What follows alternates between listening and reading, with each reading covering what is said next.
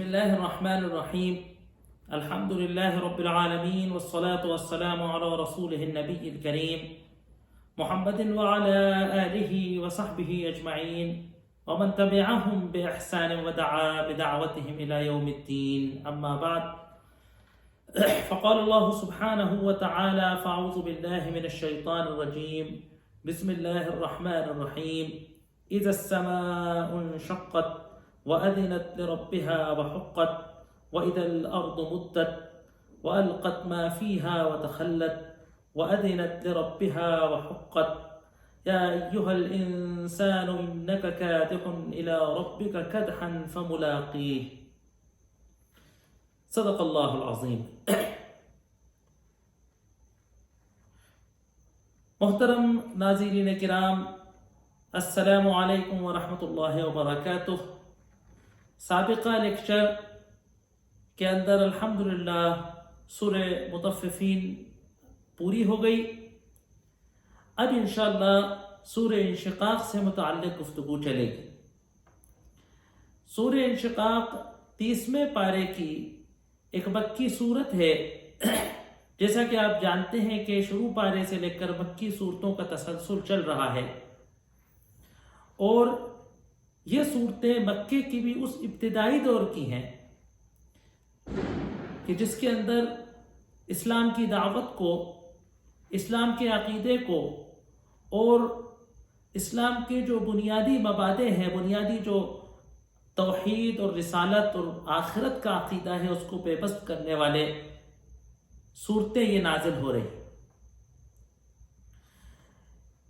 اس کا نام، اس کی پہلی آیت اذا السماء انشقت سے ماخوذ ہے، سورہ انشقاق. شق یشق شقن کہتے ہیں کسی چیز کا پھٹ جانا، کسی چیز کا 2 حصوں میں، 3 حصوں میں، 4 ٹکڑوں میں بٹ جانا.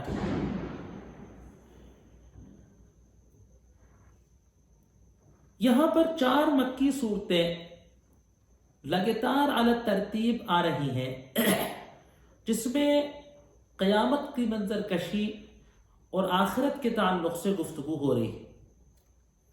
پہلی سورہ تکویر تھی، اذا السماء اذا الشمس کورت، جس کے اندر قیامت کے ابتدائی حالات کا ذکر ہوا تھا کہ جس وقت روز قیامت برپا ہوگا تو کائنات کا نظام دھرم برم ہو جائے گا، سورج کی روشنی ختم ہو جائے گی، ایسا ہوگا ایسا ہوگا.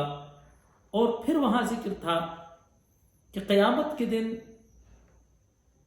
2 طرح کے دھڑے ہوں گے، اذا الجحیم سعرت و اذا الجنت ازلفت علمت نفس ما احضرت، کہ جنت کو سجا دیا جائے گا، جنت کو مومنین کے دخول کے لیے قریب کر دیا جائے گا، اور جہنم کو سلگا دیا جائے گا، اور ہر ایک کو یہ پتہ چل جائے گا کہ وہ دنیا سے کیا کر کے آیا ہے، وہ اپنے ساتھ دنیا سے نامہ اعمال میں، آخرت کے سرمایے میں کیا لے کر آیا ہے.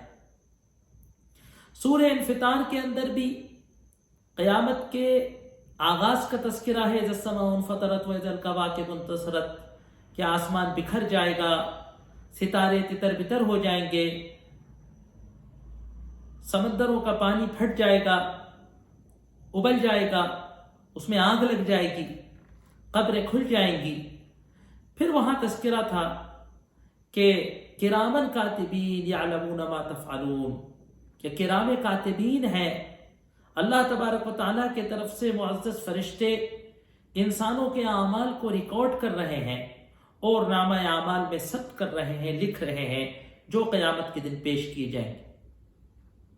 پھر تیسری صورت آئی تھی سورہ تطفیف، ویل للمطففین کی، جس کے آغاز میں تو ایک مخصوص اخلاقی برائی کا تذکرہ ہوا تھا. جیسا کہ ہم نے عرض کرنے کی کوشش کی تھی کہ کاروباری معاشروں کے اندر لین دین میں ڈنڈی مارنا، ناپ تول میں کمی کرنا، ترازو کو گڑبڑ کرنا، یہ ایک چھوٹی سی برائی ہے، لیکن یہ انسان کے اس بد کرداری پر دلالت کرتی ہے، اس کے اس خساست پر، اس کے اس گری طبیعت پر دلالت کرتی ہے کہ جو روپے 2 روپے، گرام 10 گرام کو مار کر سمجھتا ہے کہ میں نے کچھ بہت بڑا منافع کما لیا. ایسے اقتصادی معاشروں کا ایسے اقتصادی معاشروں کا انجام تباہی ہے دنیا میں بھی اور خاص طور سے آخرت میں. اس صورت میں تفصیل سے اس کا تذکرہ کیا. پھر اس صورت کے اندر قیامت کے اس خاص منظر کا تذکرہ تھا کہ جس میں وہ نامہ اعمال کے رکھے جانے کی اور ان کے فرق کو بتایا گیا تھا. سورہ انفطار میں نامہ اعمال کے لکھے جانے کا تذکرہ اور سورہ مطففین میں نامہ اعمال کے سجین میں اور علیین میں رکھے ہونے کا تذکرہ. ابرار کے نامہ اعمال کی بلندی کا، اس کے اعزاز و اکرام کا تذکرہ ہوا، اور بدکاروں کے فجار کے نامہ اعمال کے سجین میں ہونے اور اس نامہ اعمال کے اثر جو ہمارے جزا اور سزا پر انسانوں کے ہوگا اس کا تذکرہ اس صورت کے اندر آیا تھا. ہم نے جیسا کہ پڑھا کہ فجار کا انجام آخرت میں اور ابرار کی نعیم کا، ابرار کی نعمتوں کا تذکرہ ہوا تھا. اب یہ چوتھی صورت اس سلسلے کی دونوں مضامین کو یکجا مشتمل کر رہی. سورہ تطفیف کے اندر قیامت کے آغاز کا کوئی تذکرہ نہیں ہے، قیامت کے برپا ہونے کا کوئی تذکرہ نہیں ہے، زمین و آسمان کے دھرم بھرم ہونے کا کوئی تذکرہ نہیں ہے، قبروں سے نکل کر میدان محشر میں آنے کا کوئی تذکرہ نہیں ہے. بس نامہ اعمال کے سجین اور علیین کی کوالٹی کو بتایا گیا ہے، اور پھر اس نامہ اعمال کی کوالٹی کے نتیجے میں آخرت کی ابدی زندگی میں جو تکلیف کی زندگی یا نعمت کی راحت و آرام کی زندگی ہوگی، اعزاز و اکرام کی زندگی ہوگی، اس کا تذکرہ ہے. اور اخیر میں ایک تذکرہ تھوڑا سا جو حق و باطل کی کشمکش کی نوک جھوک تھی، جو ابھی قتل و غارت و مار پیٹ تک نہیں آئی ہے، اس کا انشاءاللہ سورہ بروج میں تذکرہ آ رہا ہے. حق اور باطل میں جو باطل پرست حق پرستوں پہ ظلم و زیادتی کرتے ہیں، ان کو زد و کوب کرتے ہیں، طاقت اور اپنے اقتدار سے ان کو دبا کر ختم کرنے کی کوشش کرتے ہیں، اور ایسے وقت اللہ تبارک و تعالیٰ کا اہل حق کو کیا ہدایت ہے، اہل حق کو کیا اللہ تبارک و تعالیٰ کی رہنمائی ہے، وہ انشاءاللہ سورہ بروج کے اندر آئے. سورہ مطففین کے اندر بس یہ کہ کفار جو اہل ایمان کا مذاق اڑاتے ہیں، ان کی دنیا داری کے اعتبار سے سادہ زندگی پر کھلی اڑاتے ہیں، ان کو زندگی کے میدان میں ناکام تصور کرتے ہیں اور ان کا تمسخر اڑاتے ہیں، ان کا مذاق اڑاتے ہیں، ان کی کھلی اڑاتے ہیں، ان پر تانہ کشی کرتے ہیں، ان پہ اشارے کرتے ہیں. اس کا بدلہ قیامت کے دن اللہ تبارک و تعالیٰ دے گا، اور کفار کے انجام بد کو، آخرت میں ان کے مقام کو، ان کی منزلوں کو اور جہنم کے ان کے عذاب کو اہل ایمان پر منکشف کرے گا. تو یہ دیکھ کر اہل ایمان کے انعام میں اور یہ کہ جو اذیتوں کا بدلہ ہے اس کے اندر ان کو راحت ملے گی. اب یہ سورہ انشقاق کے اندر سورت کے آغاز میں تو قیامت کے برپا ہونے کا تذکرہ ہے، آسمان کے پھٹنے کا اور زمین کے پھٹنے کا تذکرہ ہے، زمین کے پیٹ سے تمام خزانوں کا، دولتوں کا، سونے اور چاندی کے انبار کا اور اس کے پیٹ میں مدفون لوگوں کا دوبارہ کھڑے ہونے کا تذکرہ ہے. پھر نامہ اعمال کا تذکرہ ہے کہ یہ جو نامہ اعمال سورہ انفطار میں جن کے لکھے جانے کی طرف اشارہ کیا گیا، سورہ مطففین میں جن کے سجین اور علیین کے مقامات پہ رکھے جانے کا تذکرہ ہوا، اس صورت کے اندر میدان حشر میں اہل ایمان اور اہل کفر میں نامہ اعمال کے بانٹے جانے کا تذکرہ ہے. اور اس بانٹے جانے کے وقت ان نامہ اعمال کو لیتے وقت مومنین کا ریئیکشن، مومنین کا رد عمل اور کافرین کے اوپر جو گزرے گی اس کا تذکرہ ہے. سورت کے اخیر میں اہل کفر کا قرآن کے تعلق سے جو انکار کا معاملہ ہے نا، جو ان کا ان تمام اللہ تبارک و تعالیٰ کی ان نعمتوں کو دیکھ کر بھی جو ان کا کفر کا تعلق ہے، جو قرآن کے انکار کا معاملہ ہے، اس کا تذکرہ کیا گیا ہے. یہاں پر بھی اللہ کی چند قسم کھا کے بات کی گئی ہے، لیکن فرق صرف اتنا ہے کہ ابھی تک جہاں تک ہم نے زیادہ تر پڑھا ہے کہ آغاز صورت میں قسم آتی ہے، والفجر ہے نا، اس طریقے سے آیا کہ الحاقہ والنازعات، لیکن یہاں جو ہے الشفق واللیل اذا وسق والقمر اذا اتسق لترکبن طبقا عن طبق. تو ایک مضمون یہاں ایک چھوٹا سا یہ بھی آ رہا ہے کہ یہ جو دنیا ہے، اس دنیا میں رہنے والے انسان کو، اس دنیا کا جائزہ لینے والے، اس دنیا کا مطالعہ کرنے والے کو، اس دنیا کے شب و روز پر غور و خوض کرنے والے کو اس بات کو سوچنا چاہیے، اس بات کو ہمیشہ مد نظر رکھنا چاہیے کہ اس دنیا کا مزاج پائیداری نہیں ہے. اس دنیا اور اس دنیا کی زندگی کا یہ مزاج ہے کہ یہ پائیدار نہیں. انسان کی، موسم کی، کائنات کی حالت تبدیل ہوتی رہتی، حالات بدلتے رہتے. شیرخوار بچہ بڑا ہو جاتا ہے، جوان ہو جاتا ہے، توانا مرد ہو جاتا ہے، پھر وہ ادھیڑ ہو جاتا ہے، پھر وہ بوڑھا ہو جاتا ہے، پھر وہ بالکل بزرگ فانی ہو جاتا ہے، پھر وہ اپنی زندگی سے، ہے نا، جو آج زندہ ہے وہ کل نہیں رہتا، جو آج نہیں ہے وہ کل پیدا ہو جاتا ہے نا. کبھی دن ڈھل کر شام میں بدل جاتا ہے، شام جو ہے رات میں بدل جاتی ہے، رات کی تاریکی پھر صبح کی پو پھوٹنے سے جو ہے وہ سویرے میں بدل جاتی ہے، سویرا ایک دمدماتا دن بن جاتا ہے. سورج جب طلوع ہوتا ہے تو نیچا ہوتا ہے، پھر سر پر چڑھ جاتا ہے، پھر ڈوب جاتا ہے. چاند جس دن نظر آتا ہے اس دن ایک لہسن کی کلی کی طرح ہلال ہوتا ہے، پھر وہ آسمان میں بڑھتا چلا جاتا ہے، افق پر چڑھ کر پورا دمدماتا ہوا گول ہو جاتا ہے، پھر اس پر زوال آنے لگتا ہے، پھر ایک دن ایسا آتا ہے کہ وہ آسمان سے، افق سے اچھل ہو جاتا ہے، دکھائی نہیں دیتا. تو اس دنیا کا مزاج ہے تبدیلی، ہے نا. اسی لیے اس بات کی قسم کھائی گئی ہے کہ دیکھو اس بات کو ہمیشہ مد نظر رکھو کہ یہ دنیا ہمیشہ نہیں رہے گی، اس میں انسان ہمیشہ نہیں رہے گا. یہ فنا ہونا اس کا مزاج ہے، ختم ہونا اس کا مزاج ہے، ڈھل جانا اس کا مزاج ہے.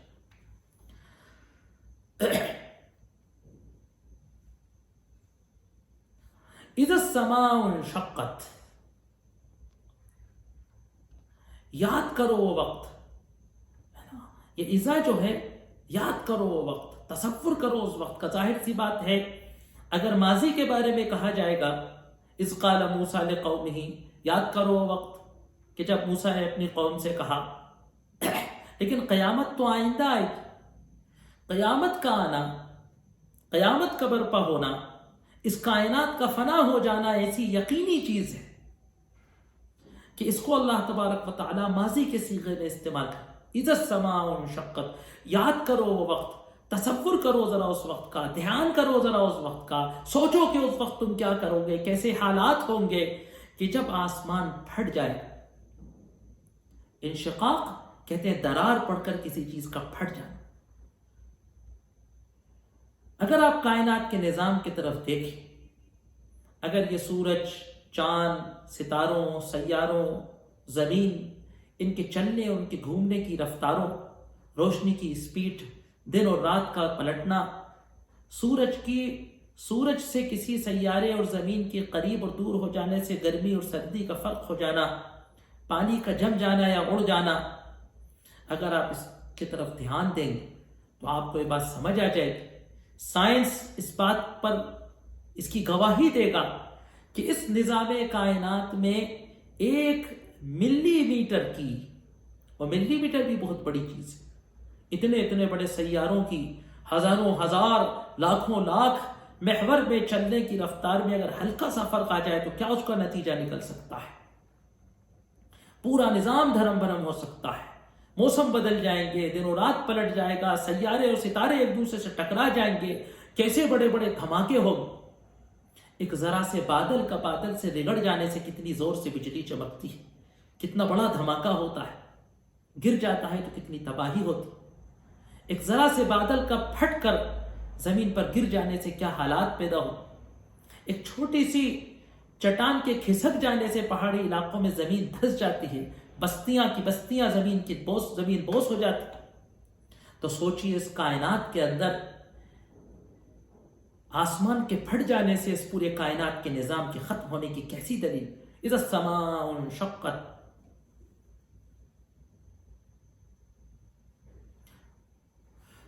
وَأَذِنَتْ لِرَبِّهَا وَحَقَّتْ.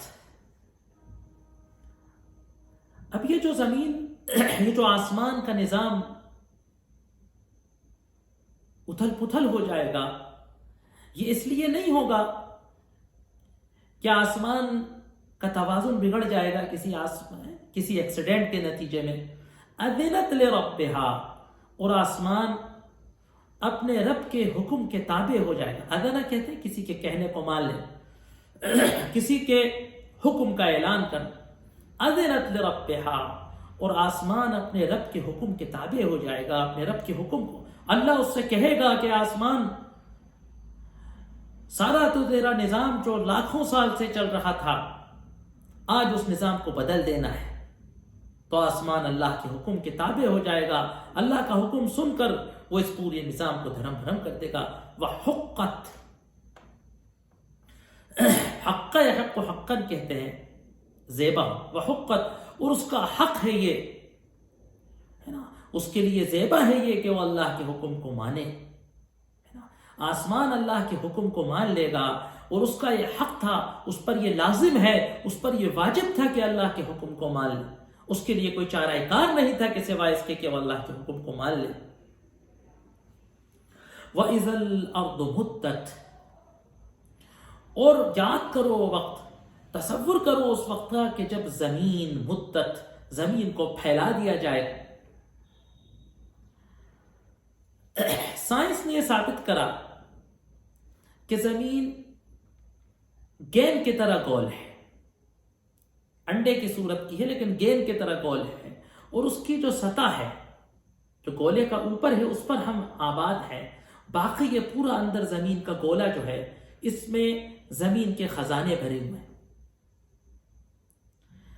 کتنا کچھ اللہ تبارک و تعالیٰ نے اس کے اندر ودیعت کیا ہے کہ جب سے یہ زمین بنی ہے اور اس پر انسان آباد ہوا ہے، اس پر اللہ تبارک و تعالیٰ نے طرح طرح کے جانوروں کو، پرندوں کو، درندوں کو، کیڑوں کو آباد کیا ہے.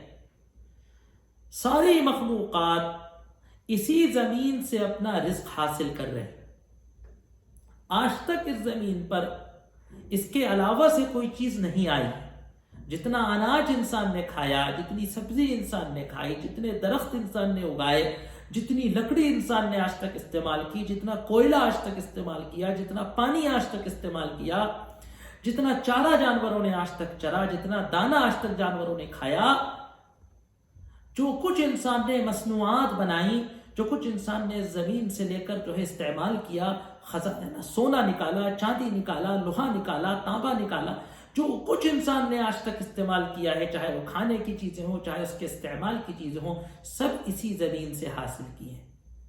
جتنے انسان آج تک پیدا ہوئے ہیں، سب اسی زمین کے اجزاء کو کھا کر بنے ہیں. اور جتنے انسان اور جانور اور کیڑے اور حشرات اور پرندے تک مرے ہیں، سب اسی زمین میں سمائے ہیں. سوچئے زمین کے اندر کیا کیا خزانے بھرے. تو وَإِذَا الْأَرْضُ مُدَّتْ، زمین کو پھیلا دیا جائے، ایسا چپٹا کر دیا جائے. وَأَلْقَتْ مَا فِيهَا وَتَخَلَّتْ، اور زمین نے باہر پھینک دیا جو کچھ اس کے اندر تھا. القا یلقی، پھینک دیا. وَأَلْقَتْ، زمین نے پھینک دیا مَا فِيهَا، جو کچھ اس کے اندر تھا. وَتَخَلَّتْ، اور اس سے دستبردار ہو گئی. اپنے اندر جو کچھ رکھا ہے اس کو نکال دینے کے مبالغہ بیان کرتے ہوئے اللہ نے کیا کہ تخلت، سب کچھ اتار پھینکا، ایک ایک چیز سے دستبردار ہو گئی. تنکا تنکا زمین نے اپنے پیٹ سے نکال کر باہر ڈال دیا. حدیث کے اندر آتا ہے کہ اللہ تبارک و تعالی قیامت کے دن آسمان کو ہموار زمین بنا دے، لکھڑ زمین ہموار ہو جائے گی. قرآن کے اندر آتا ہے يَسْأَلُونَكَ عَنِ الْجِبَالِ قُلْ يَنْسِفُهَا رَبِّي نَسْفًا. اللہ ان پہاڑوں کو ذرہ ذرہ کر دے گا. زمین کے بارے میں اللہ تبارک و تعالیٰ نے کہا لا ترى فيها عوجا ولا امتا، نہ تو تم اس زمین میں کوئی اونچ نیچ دیکھو گے، نہ کوئی سلوٹ دیکھو. ایسا زمین ہمیں کخبزۃ، حدیث میں آیا ہے روٹی کے طرح. بالکل یوں سمجھیے کہ جیسے ایک لوئی ہوتی ہے گول، ہے نا، تو وہ ایسے ہوتی ہے. جب اس کو چپٹا کر دیتے ہیں تو وہ اتنی بڑی بن جاتی ہے. تو بس اس زمین کو چپٹا کر کر مسطح زمین پلیٹ کی طرح کر دیا جائے، اور اس گیند کے گولے میں جو کچھ اللہ تبارک و تعالیٰ نے زمین کے خزانے بھرے ہے نا، وہ سارے خزانے کی جس کے لیے آج تک انسان لڑتا ہے، جھگڑتا ہے، جنگ کرتا ہے، قتل و غارت کرتا ہے، جھوٹ بولتا ہے، پچھلی صورت میں جیسا آیا کہ جس کے لیے بد اخلاقی کرتا ہے، انسانی کردار و معیار سے گرتا ہے، گرام 2 گرام کو تول کر سونا بچاتا ہے نا، اب اخلاقیات سے گر جاتا ہے، وہ سارا سونا، وہ ساری دولت، وہ سارے خزانے، وہ سارے دھاتیں، وہ سارا پیٹرول قیامت کے دن زمین پھینک دے گی۔ روایتوں میں سمجھانے کے لیے آتا ہے، کل اسطوانۃ من الذھب، ہم کسی بڑی بلڈنگوں کو دیکھیں، کسی پرانی تاریخی پتھر کی بنی بلڈنگوں کو دیکھیں، ان کے ستون دیکھیں کہ سونے کے ستون جیسا اللہ تبارک و تعالیٰ پھینک دے، قیامت کے دن زمین اپنا سونا اگل، انسان دیکھے گا اور اس سونے کو دیکھے گا اور کہے گا کہ اس کے لیے میں نے قتل کیا، اس کے لیے میں نے جھوٹ بولا، اس کے لیے میں نے چوری کی، اس کے لیے میں نے قطع رحمی کی، اس کے لیے میں نے رشتہ داریاں توڑی، پھر افسوس کرے گا اور اس سونے کو چھوڑ کر آگے بڑھ جائے گا، کیونکہ اس دن ان تمام دولتوں کا، ان تمام قیمتی چیزوں کی کوئی مول نہیں رہے گا، کوئی قیمت نہیں رہے گی، کیونکہ آخرت میں ضرورتیں ان میں سے کسی چیز سے پوری نہیں ہوگی، وہاں تو صرف نیکیوں کا سکہ چلتا ہے، حسنات کا سکہ چلتا ہے، اور وہ نیکیاں اور حسنات دنیا کے اچھے کردار اور صحیح کاموں سے حاصل ہوتی۔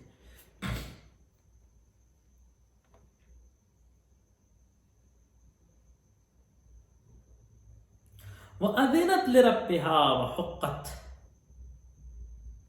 اور زمین نے اپنے رب کے حکم کو مان لیا، اپنے رب کا کہنا سن لیا، اپنے رب کے حکم کے تحت سر تسلیم خم ہو گئی، وحقت، اور اس کا یہ حق تھا، اس کے شایان شان تھا، یہ اس پر لازم تھا یہ کہ وہ اپنے رب کے حکم کو مان لے۔ آج یہ کائنات کے جو اللہ کا حکم ماننے کو پابند ہیں، وہ تو اللہ کا حکم مانتے ہی ہیں۔ آج تو وہ مخلوق کہ جس کو اللہ تبارک و تعالیٰ نے حکم ماننے اور نہ ماننے کا اختیار دیا تھا، آج تو اس سے بھی یہ اختیار چھین چکا ہے، اور اب تو بس سب اللہ کے حکم کے تابع دار ہیں، نفخہ سور کے تابع دار ہیں۔ جب سور میں پھکا دنیا ختم ہو جائے تو دنیا ختم ہو گئی، جب سور پھکا کے اٹھ جاؤ اور دنیا سے نکل جاؤ تو دنیا نکل گئی۔ تو وَأَذِنَتْ لِرَبِّهَا وَحُقَّتْ، اپنے رب کا کہنا مانتی ہے، وحقت، اور اس کا حق تھا، یہ اس پر لازم تھا یہ کہ وہ مان لے۔ یہ یہاں تک یہ 5 ابتدائی آیتیں ہیں جو قیامت کے اس منظر کو کھینچ رہی ہیں جو سابقہ صورتوں میں گزر چکا ہے، کہیں تفصیل سے، کہیں کسی پیرائے میں، کہیں کسی پیرائے میں، اور خلاصہ یہ ہے کہ زمین، آسمان اور زمین کا نظام دھرم بھرم ہو جائے گا، آسمان پھٹ جائیں گے، ستارے تتر بتر ہو جائیں گے، زمین پھٹ جائے گی، اس میں زلزلہ آ جائے گا، سورہ زلزال میں اس کا تذکرہ آیا تھا۔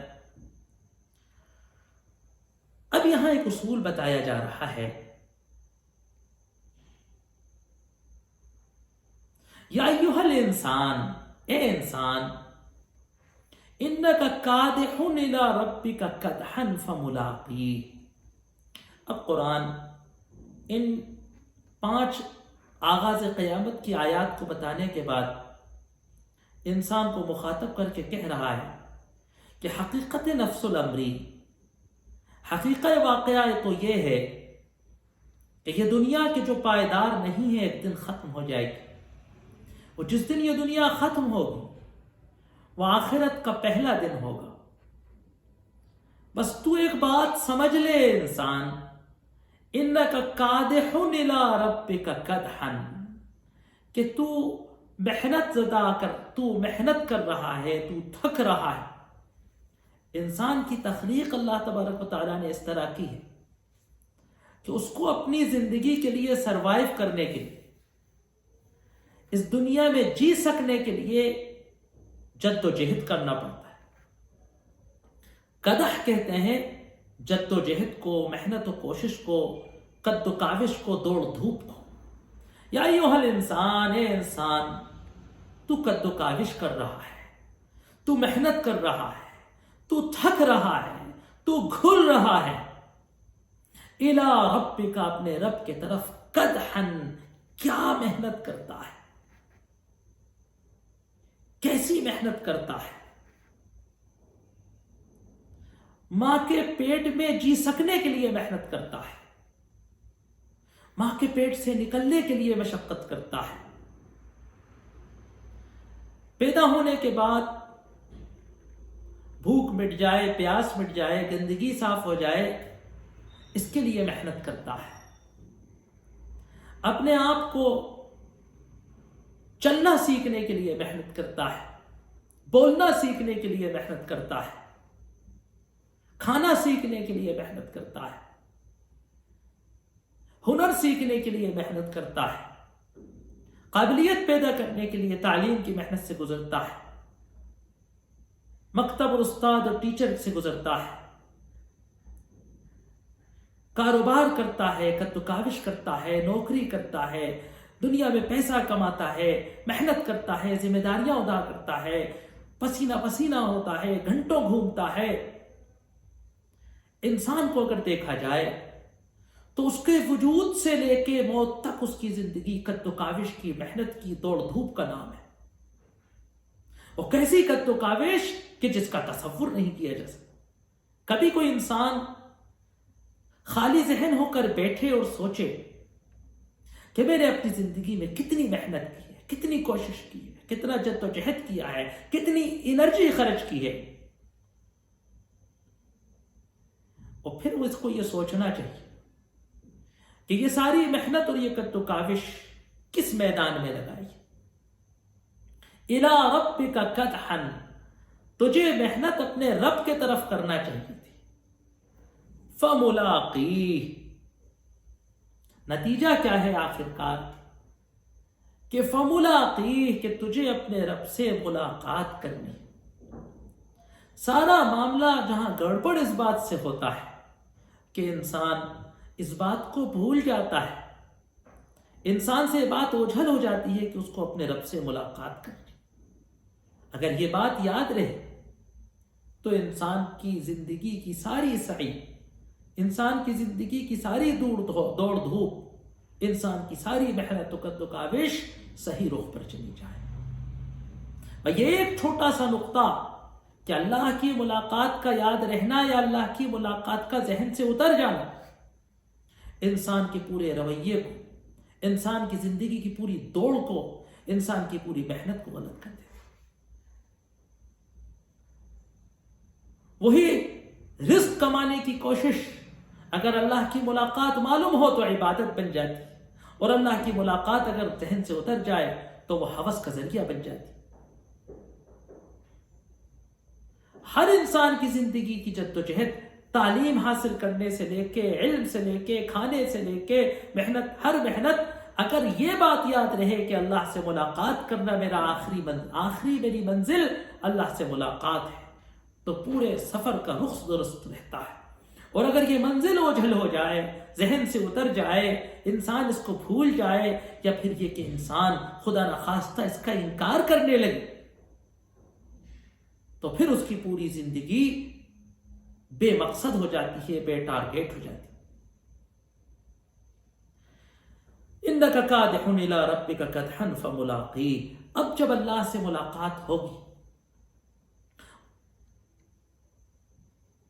اور اس پوری زندگی کی جو قد و کاوش ہے اور اس زندگی کی جو پوری دوڑ دھوپ ہے، اس کا نتیجہ کیا ہوگا کہ وہ اللہ تبارک و تعالیٰ آگے کی آیات میں بتا رہا ہے کہ جس کو نامہ اعمال دائیں ہاتھ میں دے دیا گیا تو وہ تھے کہ ان سعیہم کان مشکورا، جن کی جد و جہد، جن کی محنت و کاوش، جن کا پسینہ بہانا، جن کا اپنی جانوں کو اور جوانیوں کو اور صحتوں کو گھولانا صحیح راستے پر تھا، اور وہ کہ جن کو نامہ اعمال بائیں ہاتھ سے دیا گیا. یہ صورت میں ایک خاص تصویر کھینچی گئی ہے کہ وراء ظہری، پس پشت ایک عجیب و غریب تصویر کشی.